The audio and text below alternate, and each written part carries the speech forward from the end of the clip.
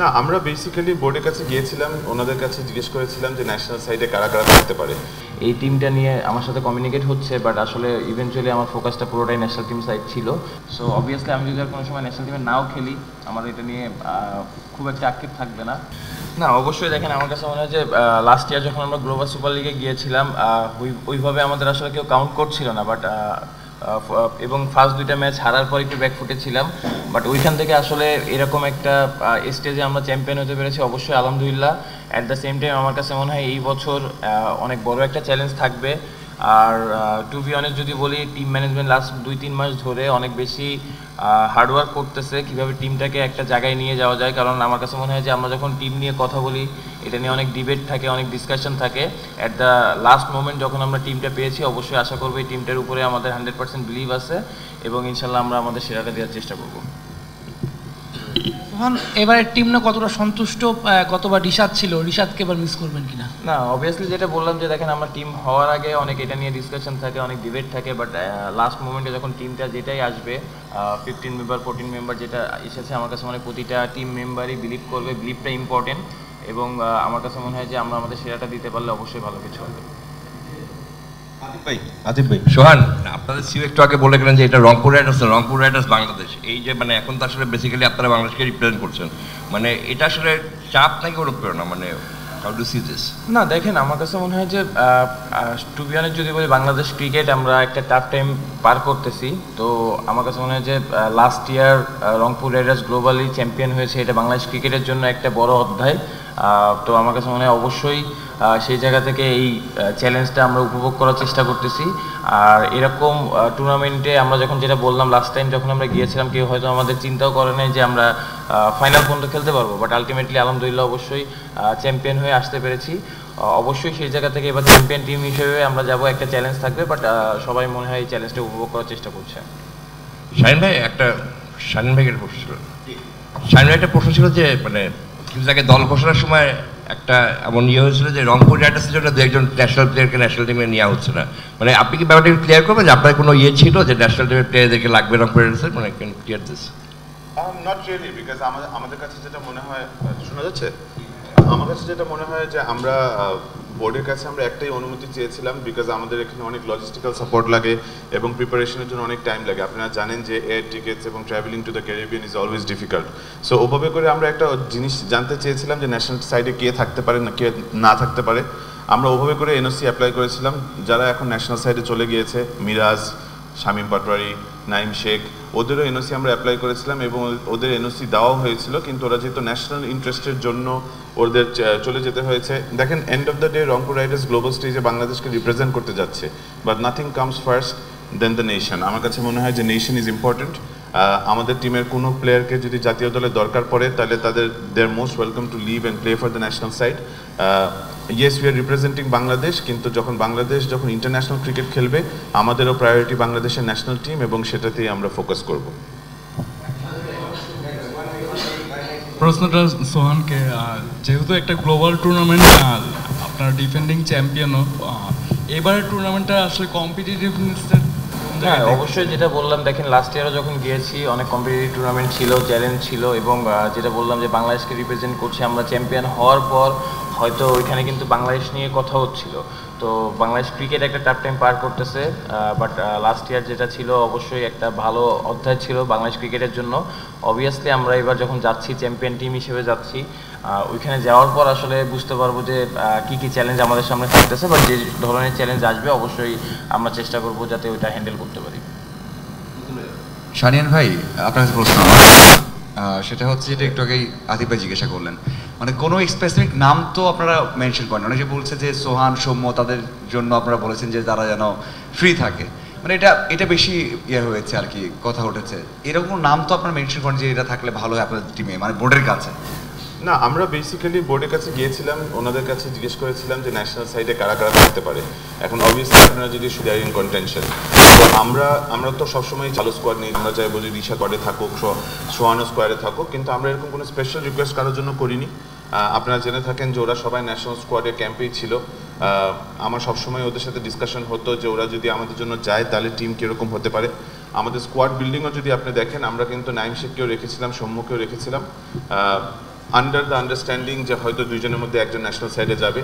আবার সোহানের ব্যাপারটাও যদি জানেন, বিকজ ওর পারফরমেন্স এত ভালো ছিল, উই ওয়ার এক্সপেক্টিং যে ও ন্যাশনাল সাইডে থাকবে।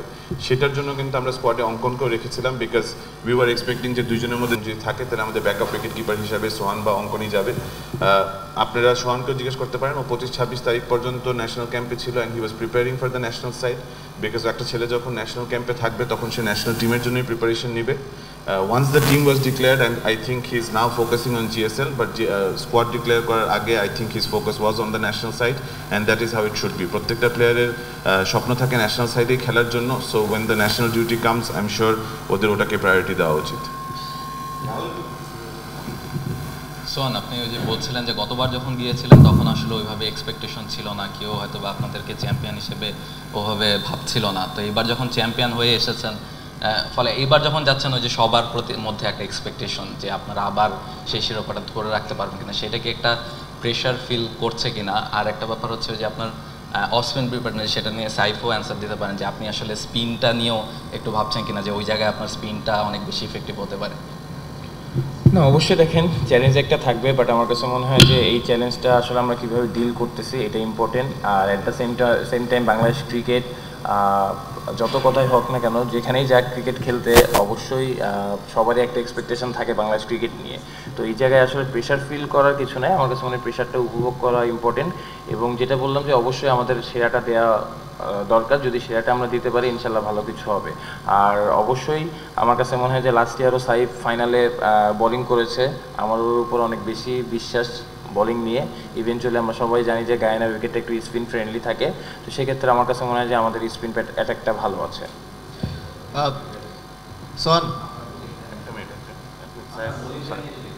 অবশ্যই বোলিংটা আমি এনজয় করি, যখনই সোহান ভাই আমাকে বোলিং দেয় আমি এনজয় করি।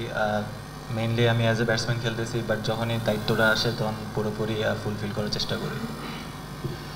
সোহান, আপনি বলছিলেন যে অনেকটা গুরুত্বহীন মনে হচ্ছিল, অন্যরা সেভাবে আপনাদেরকে দেখছিল শুরুর দিকে, বাট আলটিমেটলি আপনারা চ্যাম্পিয়ন হলেন। তাহলে কি অনেক প্রতিপক্ষই গতবার বা ন্যাশনাল টিমের সাথে প্রিপারেশন আর এই ধরনের টুর্নামেন্টগুলোর প্রিপারেশনটা কি আলাদা কিনা, সেটা T20 ফরম্যাটেই, অর্থাৎ যেহেতু দুই জায়গায় খেলা বা দুই ধরনের দলের সাথে খেলা? না, অবভিয়াসলি দেখেন, আপনার সেকেন্ড কোশ্চেনটা দিয়ে শুরু করতে চাই। সানিয়ান ভাই যেটা বললো যে লাস্ট 1 মাস ধরেই হয়তো আমি ন্যাশনাল টিমের প্র্যাকটিসের ভিতরে ছিলাম, তো জিএসএলের এই টিমটা নিয়ে আমার সাথে কমিউনিকেট হচ্ছে, বাট আসলে ইভেনচুয়ালি আমার ফোকাসটা পুরোটাই ন্যাশনাল টিম সাইড ছিল, যেহেতু আমি ন্যাশনাল টিমের প্র্যাকটিস সেশনে ছিলাম এবং হোয়াইট বল প্র্যাকটিস করতেছিলাম। সো অবভিয়াসলি ওডিআই কেন্দ্রিক প্র্যাকটিসের ভিতরে ছিলাম। তো আমার কাছে মনে হয় না যে দেখেন লং বা একটা সময় পাচ্ছি, যখন এখন যেহেতু টিমে নেই, জিএসএল খেলতে যাচ্ছি, সো এখানে জিএসএল হচ্ছে T20, তো যাওয়ার পরেও হয়তো প্র্যাকটিসের একটা অপরচুনিটি পাবো। অ্যাট দ্য সেম টাইম গ্যাপটাও অনেক বড়। সো প্রফেশনাল প্লেয়ার হিসেবে আমার কাছে মনে হয় যে প্র্যাকটিস যেখানেই করি, ওয়ান ডে বা T20, এটা যত তাড়াতাড়ি মানিয়ে নিতে পারবো এটা প্লেয়ারদের জন্যই বেটার।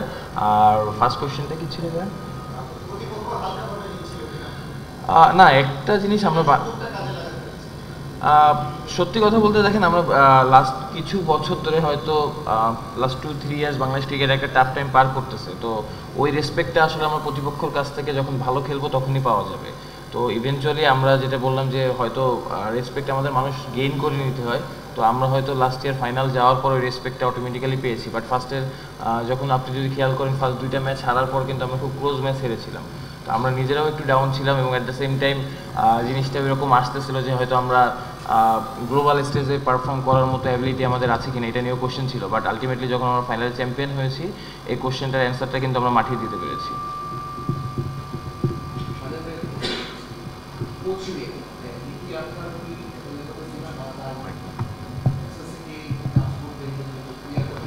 জি, বেসিক্যালি আমরা মিকি আর্থার জেনে থাকেন যে আমাদের গতবার গ্লোবালেও আমাদের কোচ ছিল এবং বিপিএলও আমাদের কোচ ছিল।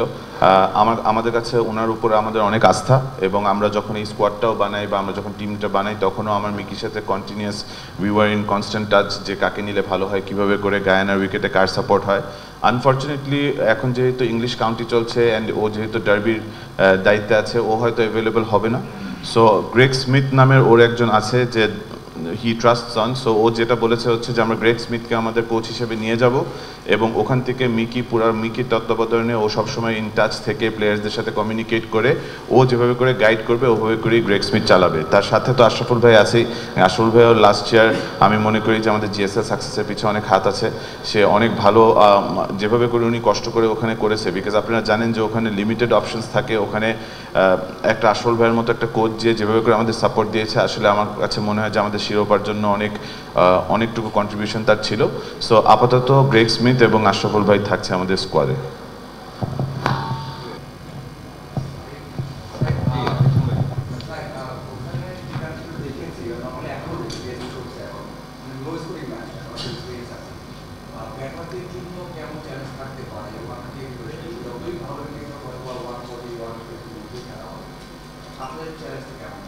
না, অ্যাজ এ ব্যাটার আসলে আমাদের সব চ্যালেঞ্জের জন্য রেডি থাকতে হয়, spin wicket, pace wicket. But আমার মনে হয় আমরা লাস্ট ইয়ার যখন খেলেছি আমরা ব্যাটসম্যানরাও খুব ভালো খেলেছে। সৌম্য ভাই, স্টিভেন টেইলার, সোহান ভাই, অনেকেই সবাই ভালো খেলেছে। প্রত্যেকজনের ছোটো ছোটো ক্যামিও ইনিংসও ছিল।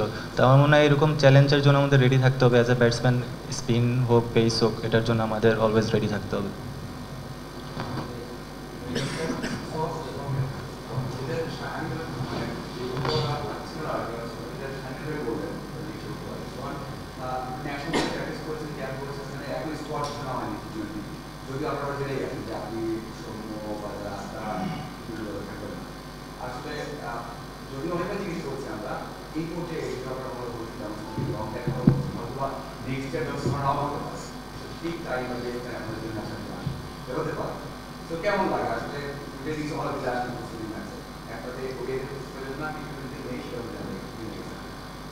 দেখেন, আমার কাছে আমি এই কোয়েশ্চেনটা আগেও বলেছি যে আমি ক্রিকেটটা খেলি হচ্ছে ন্যাশনাল টিমের একটা প্রাউডের ব্যাপার। অবশ্যই ন্যাশনাল টিমের হয়ে খেলতে চাই। অ্যাট দ্য সেম টাইম আমার কাছে আসলে সবথেকে বড় ইম্পর্টেন্ট জিনিসটা আমার নিজে পারফর্ম করা। আমি আসলে এমন কোনো কথা বলতে চাই না যেটা অন্য কাউকে ডিসরেসপেক্ট করা হয়, কারণ আমার কাছে মনে হয় যে আমার সিলেকশন বা এগুলো আমার হাতে নাই। আমার কাছে পারফর্মটা করা ইম্পর্টেন্ট। অবভিয়াসলি দেখেন, যেটা বললেন আপনি, সময় খারাপ ভালো থাকে, হয়তো এখন সময়টা ভালো যাচ্ছে, এখন কন্টিনিউ করতে পারলে যতটা কন্টিনিউ করা যাবে এই মোমেন্টামটা ক্যারি করতে পারবো, আমার ক্যারিয়ারটা বড় হওয়ার চান্স বেশি। অ্যাট দ্য সেম টাইম আমার কাছে মানে নেগেটিভ যে জিনিসটা হয়তো ক্রিকেটারদের লাইফে অফ ফর্ম আসতেই পারে, এটা স্বাভাবিক। এটা আসলে ওইভাবে চিন্তা করার কিছু নাই, কারণ আমি রিজিকে বিশ্বাসী, আল্লাহর উপর বিশ্বাসী। তো আমার কাছে সবথেকে ইম্পর্টেন্ট যে জিনিসটা হয় মনে হয় যে আমার জায়গা থেকে আমি হার্ডওয়ার্ক করবো, চেষ্টা করবো, বাকিটা আল্লাহ ভরসা। দেখেন, আমার কাছে মনে হয় না, অবভিয়াসলি দেখেন যে আপনার যখন একটা মেন্টাল ফেস কিছু সময় থাকে, অবভিয়াসলি ওই সময়টা আপনি কিভাবে ডিল করতেছেন সব রকম মানে হয়তো বাইরে থেকে অনেক কিছু বোঝা যায় না, জিনিসটা আসলে হয়তো মেন্টাল একটা ব্যারিয়ার থাকে, ওইটার ভিতর দিয়ে যেতে হয়। এবং এই ফেসটা আসলে নিজে কীভাবে চ্যালেঞ্জ নেওয়া যায় আমার কাছে মনে হয় যে difficult face. But to be honest, আমার কাছে মনে হয় যে অবভিয়াসলি সবসময় এই জায়গা থেকে কীভাবে রিকভার করা যায় এটা চেষ্টা করি। সোহান যখনই মিডিয়াতে কথা বলেছেন যে দলের জন্য খেলতে চান, তখন নিজের জন্য খেলেননি, মানে খেলার চেষ্টা করেননি, যে দলগত খেলা, যে নিজের জন্য চেষ্টা করতে তাহলে কি ক্যারিয়ারটা বিশেষ করে জাতীয় দলে আর একটু বড় হতে পারতো কিনা, সেই রানটা একটু বড় হতে পারতো কিনা, দীর্ঘদিন যে জাতীয় দলে কন্টিনিউ করতে পারতেন কিনা? দেখেন, আমি সবসময় বলি যে অবশ্যই ন্যাশনাল টিমের আগে খেলতে চাই, বাট আমার কাছে মনে হয় যে ন্যাশনাল টিমের আগে, আমি খেলার আগে বাংলাদেশ টিম সবার আগে। সো অবভিয়াসলি আমি যদি আর কোনো সময় ন্যাশনাল টিমে নাও খেলি, আমার এটা নিয়ে খুব একটা আক্ষেপ থাকবে না, কারণ আমি সবসময় চাই যে আমার টিমটা ভালো জায়গায় যাক। আমি চাই বাংলাদেশ টিম যে খারাপ ডিফিকাল্ট টাইম পার করতেছে এই জায়গা থেকে বেরিয়ে আসুক, এবং বাংলাদেশ ক্রিকেট যেখানে থাকার কথা ওই জায়গাটায় যাতে থাকতে পারে। তাহলে অবশ্যই আমার কাছে মনে হয় যে ওই ফিলটা ভিতর থেকে আসবে। যে আমি একটা কথা সত্যি করে বলতে চাই যে আমি টিম কালচার একটা কথা আছে যেটা আমরা ডোমেস্টিকে, আমার কাছে মনে হয় যে অনেক গ্যাপ আছে, সবসময় এটা নিয়ে কথা বলি। হয়তো আজকে আমি বলতেছি, কালকে আরও 5 জন বলবে, হয়তো এটা আমি নাও করে যেতে পারি, কিন্তু এটা কথা বলতে বলতে 5 জন পরে বা 2 বছর পরে, 3 বছর পরে দেখবেন যে এই টিম কালচারটা আমাদের সময় একসময় আসবে। এবং এই কালচারটা যদি আসে, অবভিয়াসলি আমরা সবাই টিমের কথাই চিন্তা করবো, ইন্ডিভিজুয়াল কেউ চিন্তা করবো না। ক্যাপ্টেন নুরুল হাসান সোহান, সৌম্য সরকার, কায়েল মায়ার্স, সায়েফ হাসান, ইব্রাহিম জাদরান, একটা মিনিট ভাইয়া, আচ্ছা আবার শুরু বলছি।